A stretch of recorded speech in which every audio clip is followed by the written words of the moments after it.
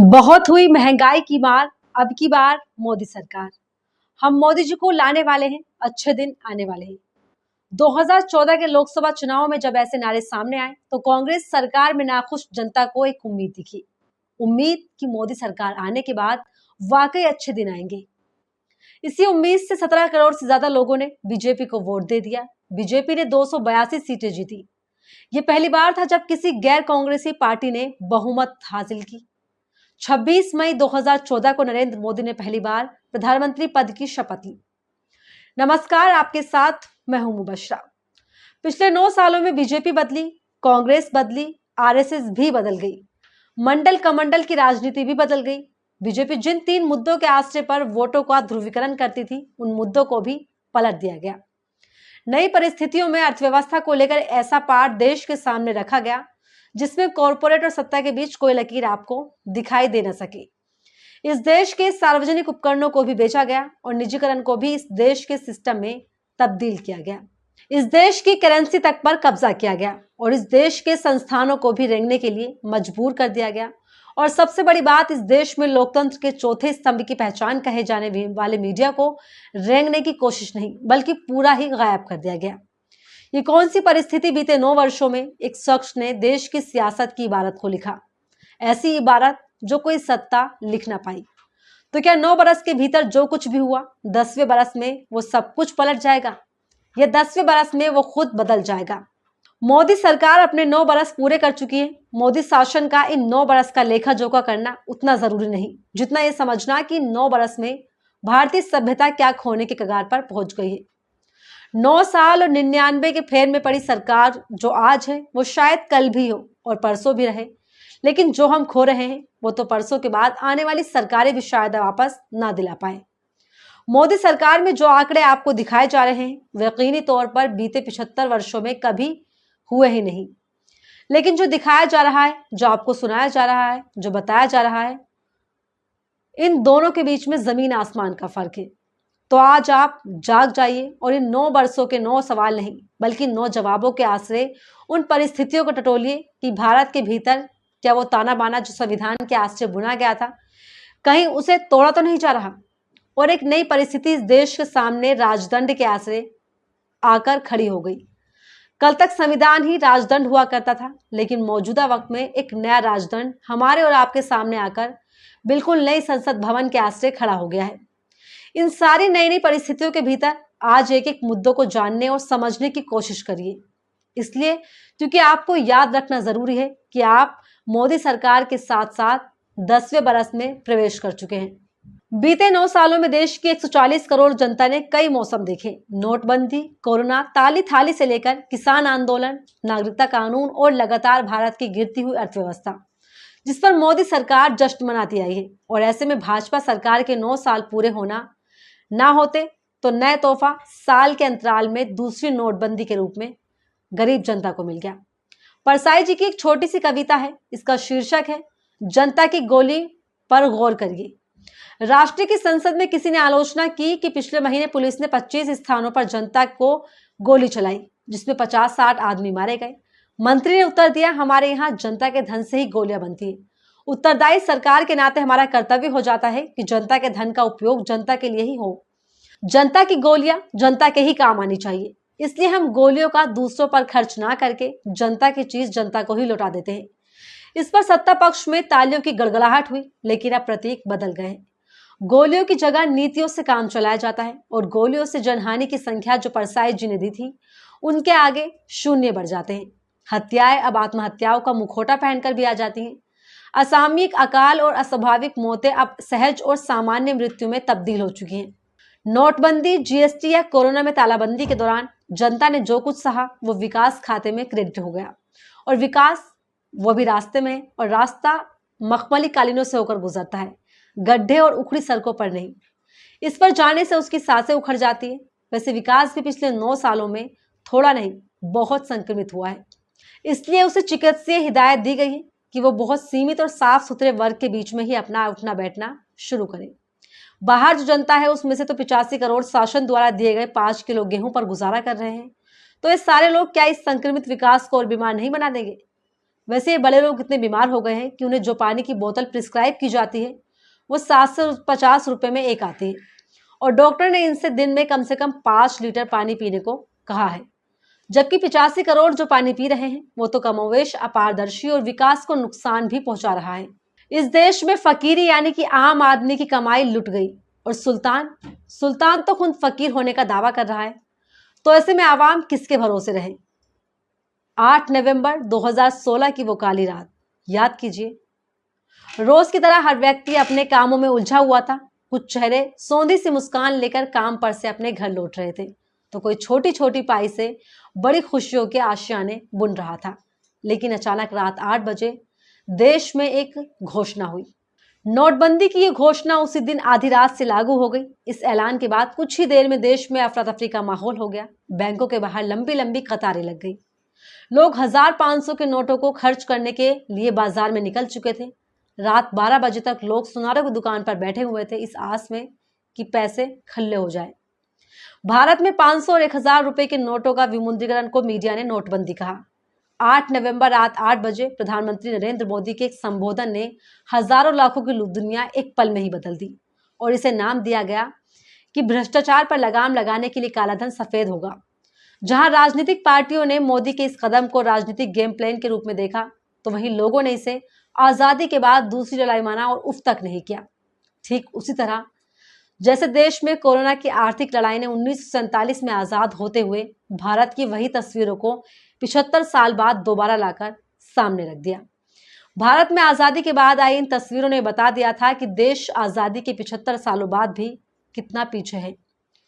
Corona ने भारत की अर्थव्यवस्था की रीढ़ पर सीधा प्रहार करते हुए ये बता दिया कि भारत में स्वास्थ्य व्यवस्थाएं कितनी जर्जर और कमजोर हालात में है।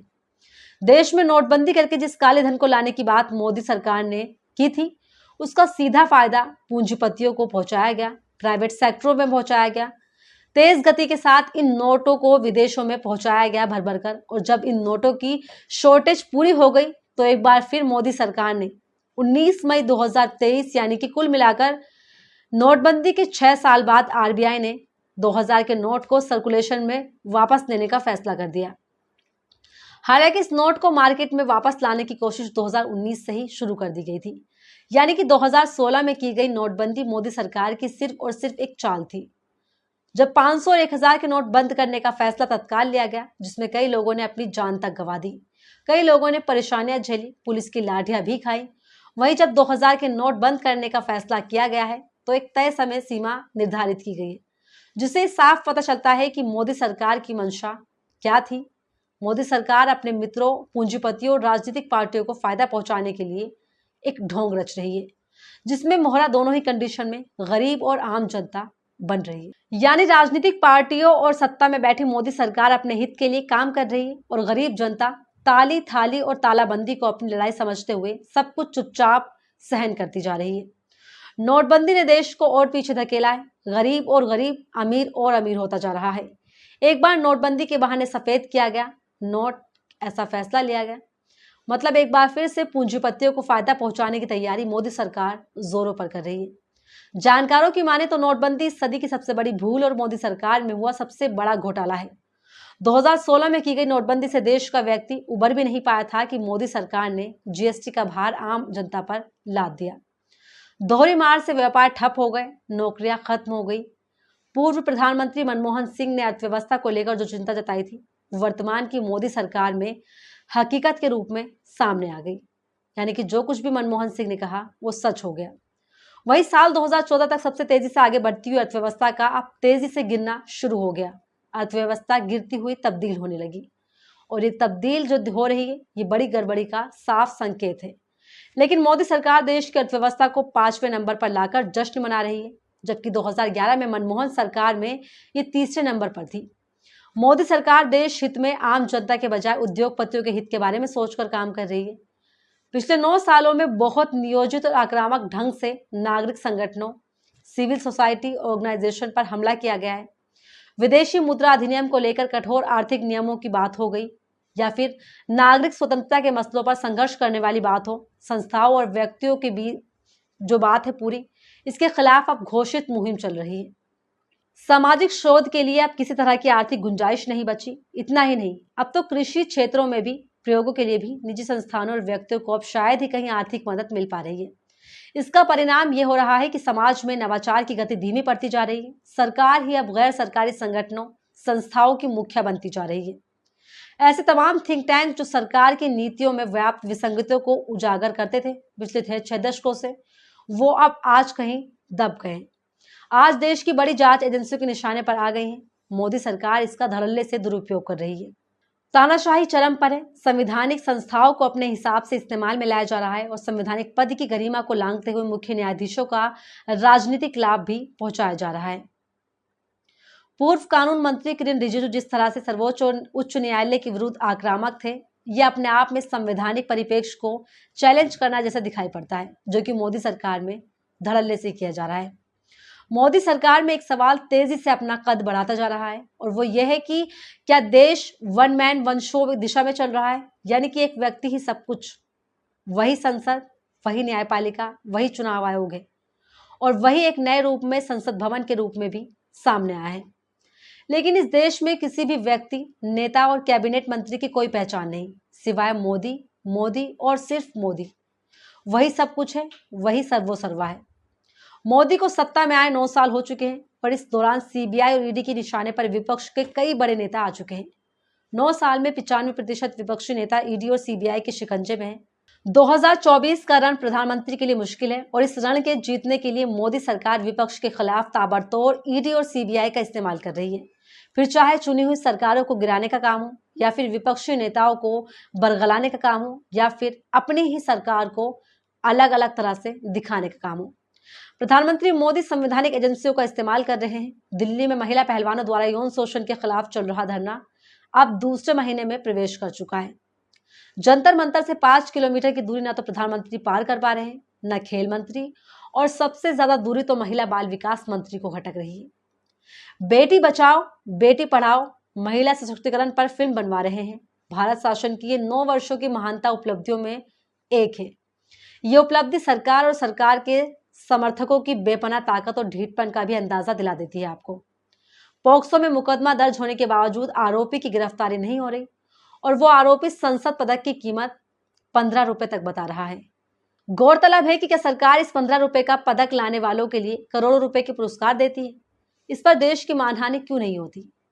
भारत में आज पिछली आधी शताब्दी में सबसे ज्यादा बेकारी है। नागरिकों की आय घट रही है लगातार। आर्थिक असमानता निर्दयतापूर्ण ढंग से बढ़ती जा रही है। गरीबी बढ़ रही है। शिक्षा और स्वास्थ्य का खर्चा उठा पाने में भारत की अधिकांश आबादी असमर्थ होती जा रही है। महिलाओं और बच्चों पर अत्याचार बढ़ रहे हैं। इस सबसे भयानक यह है कि भारत में बढ़ता सांप्रदायिक विद्वेष। कुछ खास त्योहारों में सांप्रदायिक दंगे जैसे सालाना गतिविधि बनते जा रहे हैं, जो कि होने ही होते। अल्पसंख्यक होना तो जैसे भारत में अभिशाप हो गया है, खासकर मुसलमानों और ईसाइयों के लिए।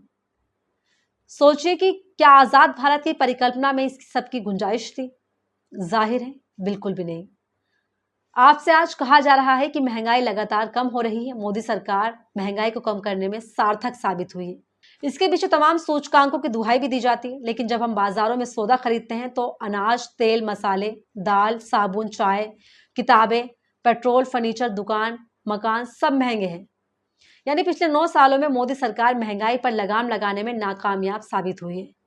दूसरी ओर मानव अधिकारों की रक्षा के लिए तमाम संस्थानों की सक्रियता के बावजूद इतना हनन बढ़ता जा रहा है। अमेरिका जैसे देशों के मनुष्य की औसत आयु अब घट रही है।